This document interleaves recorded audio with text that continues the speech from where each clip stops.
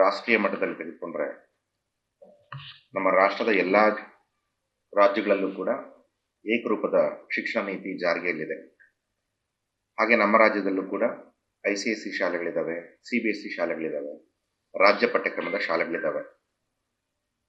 ಇಷ್ಟು ವರ್ಷಗಳಲ್ಲೂ ಕೂಡ ಇದುವರೆಗೂ ಕೂಡ ನಮ್ಮ ರಾಜ್ಯ ಪಠ್ಯಕ್ರಮದಲ್ಲಿ ಓದ್ತಾ ಇರ್ತಕ್ಕಂಥ ಮಕ್ಕಳಿಗೆ ಅನ್ಯಾಯ ಆಗ್ತಾ ಇತ್ತು. ಯಾವ ರೀತಿ ಅನ್ಯಾಯ ಆಗ್ತಾ ಇತ್ತು ಅಂತಂದ್ರೆ 35% ನಮ್ಮಲ್ಲಿ ಮಕ್ಕಳು ಪಾಸಿಂಗ್ ಮಾರ್ಕ್ಸ್ನ ತೆಗೆದುಕೋಬೇಕಾಗಿತ್ತು ಪಾಸ್ ಆಗಲಿಕ್ಕೆ. ಆದರೆ ಇದೇ ನಮ್ಮ ರಾಜ್ಯದಲ್ಲೇ CBSE ಮತ್ತು ICSE ಪಠ್ಯಕ್ರಮ ಏನಿದೆ, ಈ ಬೋರ್ಡಲ್ಲಿ ಓದ್ತಕ್ಕಂಥ ಮಕ್ಕಳು 33% ತೆಗೆದುಕೊಂಡ್ರೆ ಸಾಕು ಪಾಸ್ ಆಗ್ತಾ ಇದ್ರು. ಅಂದ್ರೆ ಒಂದೇ ರಾಜ್ಯದಲ್ಲಿ ಎರಡು ರೀತಿಯಾಗಿರ್ತಕ್ಕಂಥ ಒಂದು ನೀತಿಗಳು ಯಾಕೆ? CBSE ICSE ಹೋದ್ರೆ 33% ತೆಗೆದುಕೊಂಡ್ರೆ ಪಾಸು, ನಮ್ಮ ರಾಜ್ಯ ಪಠ್ಯಕ್ರಮದಲ್ಲಿ ಹೋದ್ರೆ 35% ತೆಗೆದುಕೋಬೇಕು. ಅಂದ್ರೆ 2% ಡಿಫ್ರೆನ್ಸ್ ಇರ್ತಾ ಇತ್ತು. ಅಲ್ಲಿ 1% ಕಡಿಮೆ ಆದ್ರೂ ಕೂಡ ನಮ್ಮ ಮಕ್ಕಳು ಫೇಲ್ ಅಂತ ಪರಿಗಣನೆ ಮಾಡ್ತಾ ಇದ್ರು. ಸೊ ಇದನ್ನ ನಮ್ಮ ಕ್ಯಾಂಪ್ ಸಂಸ್ಥೆ ಹಾಗೂ ನಮ್ಮ ದೇವನಹಳ್ಳಿ ತಾಲೂಕು ಅಸೋಸಿಯೇಷನ್, ಅನೇಕ ಶಿಕ್ಷಣ ತಜ್ಞರು ಇವರೆಲ್ಲ ನಾವು ರಾಜ್ಯ ಸರ್ಕಾರದ ಗಮನಕ್ಕೆ ಇದನ್ನ ತೆಗೆದುಕೊಂಡು ಬಂದ್ವಿ. ಸಾಮಾಜಿಕ ನ್ಯಾಯವನ್ನ ಕೊಡಿ ರಾಜ್ಯ ಪಠ್ಯಕ್ರಮದಲ್ಲಿ ಓದ್ತಾ ಇರ್ತಕ್ಕಂಥ ಮಕ್ಕಳಿಗೆ. ಇದು ಮೊದಲನೇ ವಿಚಾರ. ಎರಡನೇ ವಿಚಾರ ಏನು ಅಂತಂದ್ರೆ, ಏನು 100 ಮಾರ್ಕ್ಸ್ಗೆ ಪರೀಕ್ಷೆ ಇರುತ್ತೆ, ಇದರಲ್ಲಿ 20 ಮಾರ್ಕ್ಸ್ ಆಂತರಿಕ ಮೌಲ್ಯಮಾಪನಕ್ಕೆ ಇರುತ್ತೆ, ಇನ್ನು 80 ಮಾರ್ಕ್ಸ್ ಲಿಖಿತ ಇರುತ್ತೆ, ಬಾಹ್ಯ ಮೌಲ್ಯಮಾಪನ.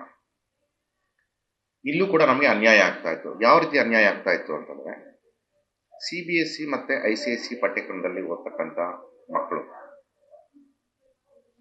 ಆಂತರಿಕ ವಂಶದಿಯ ಆಸ್ಪತ್ರೆಯಲ್ಲಿ ಸುಧಾರಿತ ನರ ಶಸ್ತ್ರಚಿಕಿತ್ಸೆ, ಮೆದುಳು ಮತ್ತು ಬೆನ್ನುಹುರಿಯ ಅಸ್ವಸ್ಥತೆಗಳಿಗೆ ಅತ್ಯಾಧುನಿಕ ತಂತ್ರಜ್ಞಾನವನ್ನು ಬಳಸಿಕೊಂಡು ತಜ್ಞರು ಆರೈಕೆಯನ್ನ ನೀಡುತ್ತಾರೆ. ಹೆಚ್ಚಿನ ಮಾಹಿತಿಗಾಗಿ ಸಂಪರ್ಕಿಸಿ 7277072770 ಅಥವಾ 9141066685. 23 ಮಾರ್ಕ್ಸ್ ರೈಟಿಂಗ್ ಅಲ್ಲಿ ತೆಗೆದುಕೊಂಡ್ರೆ ಸಾಕು ಅವ್ರು ಪಾಸ್ ಅಂತ ಕನ್ಸಿಡರ್ ಮಾಡ್ತಾ ಇದ್ರು. ಆದ್ರೆ ನಮ್ಮಲ್ಲಿ ಮೊದಲು ಆಂತರಿಕ ಮೌಲ್ಯಮಾಪನದಲ್ಲಿ 20 ಮಾರ್ಕ್ಸ್ ತೆಗೆದುಕೊಂಡು 35% ಕನ್ಸಿಡರ್ ಮಾಡಿದ್ರೆ 27 ಮಾರ್ಕ್ಸ್ ತೆಗೆದುಕೊಂಡ್ರು ಕೂಡ ಫೇಲ್ ಅಂತ ಆಗ್ತಾ ಇತ್ತು. ಇದು ಅನ್ಯಾಯ ಆಗ್ತಾ ಇತ್ತು.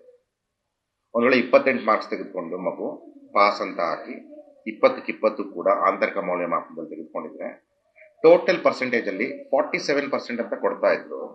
ಆದ್ರೆ ಪಾಸ್ಗೆ ಮಾತ್ರ ಅದನ್ನ ಕನ್ಸಿಡರ್ ಮಾಡ್ತಾ ಇರಲಿಲ್ಲ. ಸೊ ಇದು ಸಾಮಾಜಿಕವಾಗಿ ಅನ್ಯಾಯ ಆಗ್ತಾ ಇತ್ತು. ಈಗ ಒಂದು ಉದಾಹರಣೆ ಕೊಡಬೇಕು ಅಂತಂದ್ರೆ, ಒಂದು ಮನೆಯಲ್ಲಿ ಇಬ್ಬರು ಮಕ್ಕಳು ಇರ್ತಾರೆ. ಒಂದು ಮಗು ICSE ಹೋಗ್ತಾ ಇರುತ್ತೆ, ಒಂದು ಮಗು ರಾಜ್ಯ ಪಠ್ಯಕ್ರಮ, ಅದು ಸರ್ಕಾರಿ ಶಾಲೆ ಆಗಿರ್ಬೋದು ಅಥವಾ ಅನ್ಎಡೆಡ್ ಸ್ಕೂಲ್, ಪ್ರೈವೇಟ್ ಸ್ಕೂಲ್ ಆಗಿರ್ಬೋದು. ಒಂದೇ ಮನೆಯಲ್ಲಿ ಇಬ್ಬರು ಮಕ್ಕಳಿದ್ದಾರೆ. ಒಂದು ಮಗು CBSE ಅಥವಾ ICSE ಹೋಗ್ತಾ ಇದೆ, ಇನ್ನೊಂದು ಮಗು ರಾಜ್ಯ ಪಠ್ಯಕ್ರಮಕ್ಕೆ ಹೋಗ್ತಾ ಇದೆ. ICSE ಹೋಗ್ತಾ ಇರ್ತಕ್ಕಂಥ ಮಗು ಇಂಟರ್ನಲ್ ಮಾರ್ಕ್ಸ್ 20 ತೆಗೆದುಕೊಂಡು ರೈಟಿಂಗ್ ಅಲ್ಲಿ 13 ತೆಗೆದುಕೊಂಡ್ಬಿಟ್ರೆ ಪಾಸ್ ಆಗುತ್ತೆ. ಇದೇ ನಮ್ಮ ರಾಜ್ಯ ಪಠ್ಯಕ್ರಮಕ್ಕೆ ಬರ್ತಕ್ಕಂಥ ಮಗು ಇಂಟರ್ನಲ್ 20 ತೆಗೆದುಕೊಂಡು ರೈಟಿಂಗ್ ಅಲ್ಲಿ 27 ತೆಗೆದುಕೊಂಡ್ರು ಕೂಡ ಫೇಲ್. ಇದು ಯಾವ ರೀತಿಯಾಗಿರ್ತಕ್ಕಂಥ ನ್ಯಾಯ? ರೈಟಿಂಗ್ ಅಲ್ಲಿ 13 ತೆಗೆದಿದೆ ಒಂದ್ ಮಗು, ICSE CBSE ಹೋಗ್ತಾ ಇದೆ, ಆ ಮಗು ಪಾಸು.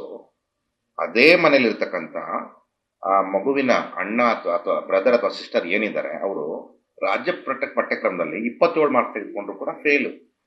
ಇದನ್ನ ನಮ್ಮ ಕ್ಯಾಂಪ್ ಸಂಘಟನೆ ಹಾಗೂ ಇತರ ಸಂಘಟನೆಗಳು ಎಲ್ಲರೂ ಕೂಡ, ಶಿಕ್ಷಣ ತಜ್ಞರು ಎಲ್ಲರೂ ಕೂಡ ನಮ್ಮ ಮಾನ್ಯ ಮುಖ್ಯಮಂತ್ರಿಗಳು ಹಾಗೂ ನಮ್ಮ ಶಿಕ್ಷಣ ಸಚಿವರ ಗಮನಕ್ಕೆ ಹಾಗೂ ನಮ್ಮ ಮುಖ್ಯ ಕಾರ್ಯದರ್ಶಿಗಳು, ಶಿಕ್ಷಣ ಕಾರ್ಯದರ್ಶಿಗಳು ಹಾಗೂ ಕಾರ್ಯದರ್ಶಿಗಳ ಗಮನಕ್ಕೆ ನಾವು ಇದನ್ನ ತೆಗೆದುಕೊಂಡು ಬಂದ್ವಿ.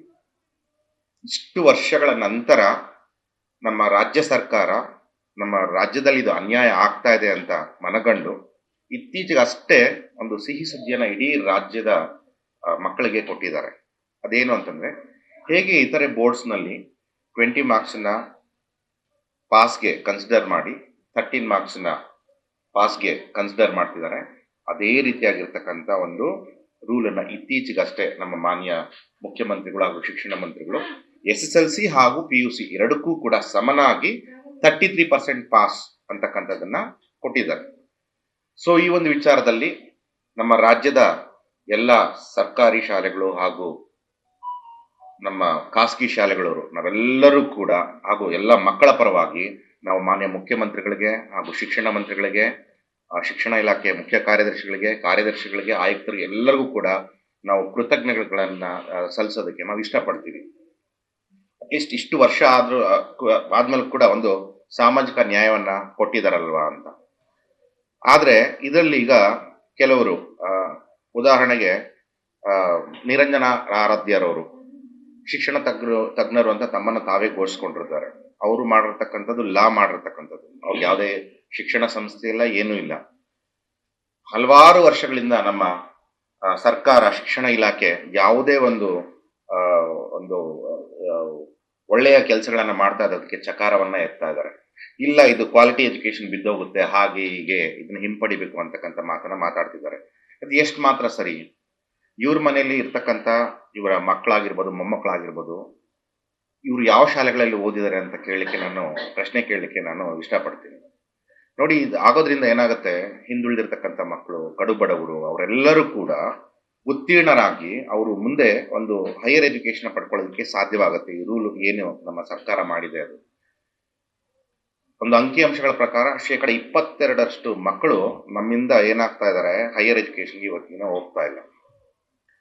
ಪ್ರತಿ ವರ್ಷ ತಾವು ನೋಡಿರೋ ಹಾಗೆ ಈ ವರ್ಷ 64% ನಮ್ಮಲ್ಲಿ SLC ರಿಸಲ್ಟ್ ಬಂದಿರತಕ್ಕಂಥದ್ದು. ಅಂದ್ರೆ ಆಲ್ಮೋಸ್ಟ್ ಒಂದು 2.5-3 ಲಕ್ಷ ಮಕ್ಕಳು ಫೇಲ್ ಆಗಿದ್ದಾರೆ. ಯಾಕೆ? ಈ ಒಂದು ನೀತಿಯಿಂದ. ಈ ಒಂದು ನೀತಿಯನ್ನ ತೆಗೆದ್ರೆ ಈಗ ಯಾವುದೇ ಕೋರ್ ಸಬ್ಜೆಕ್ಟ್ಸ್ ಆಗಿರ್ಬೋದು, CBSE, ICSE, ಸ್ಟೇಟ್ ಸಿಲೆಬಸ್ ಯಾವುದೇ ವ್ಯತ್ಯಾಸ ಇಲ್ಲ. ಎಲ್ಲಾ ಪಠ್ಯಕ್ರಮಗಳು ಕೂಡ NCERT ಕರಿಕ್ಯುಲಮ್ನ ಫಾಲೋ ಮಾಡ್ತಾ ಇರತಕ್ಕಂಥದ್ದು. ಆದ್ರೆ ತೇರ್ಗಡೆ ಹೊಂದತಕ್ಕಂಥ ವಿಚಾರದಲ್ಲಿ ಯಾಕೆ ಈ ತಾರತಮ್ಯ ಅಂತಕ್ಕಂಥದ್ದು ಒಂದು ಪ್ರಶ್ನೆನ ಎತ್ತಿದಾಗ, ಇವತ್ತಿನ ಇಷ್ಟು ವರ್ಷಗಳಾದ್ಮೇಲೆ ಸರ್ಕಾರ ಒಂದು ಒಳ್ಳೆಯ ನಿರ್ಧಾರವನ್ನ ಕೈಗೊಂಡಿದೆ. ಸೊ ಹಾಗಾಗಿ ಈ ಒಂದು ನಿರ್ಧಾರ ಮುಂದುವರಿಬೇಕು ಅಂತ ನಮ್ಮ ದೇವನಹಳ್ಳಿ ತಾಲೂಕು ಖಾಸಗಿ ಶಾಲಾ ಆಡಳಿತ ಮಂಡಳಿಗಳ ಪರವಾಗಿ ಒಂದು ಸರ್ಕಾರಕ್ಕೆ ಧನ್ಯವಾದಗಳನ್ನ ಹೇಳೋದಕ್ಕೆ ಈ ಸಂದರ್ಭದಲ್ಲಿ ಇಷ್ಟಪಡ್ತೇನೆ. ಡಾಕ್ಟರ್ DS ಧನಂಜಯ, ಅಧ್ಯಕ್ಷರು, ಅನುದಾನ ರಹಿತ ಖಾಸಗಿ ಶಾಲೆಗಳ ಒಕ್ಕೂಟ, ದೇವನಹಳ್ಳಿ ತಾಲೂಕು.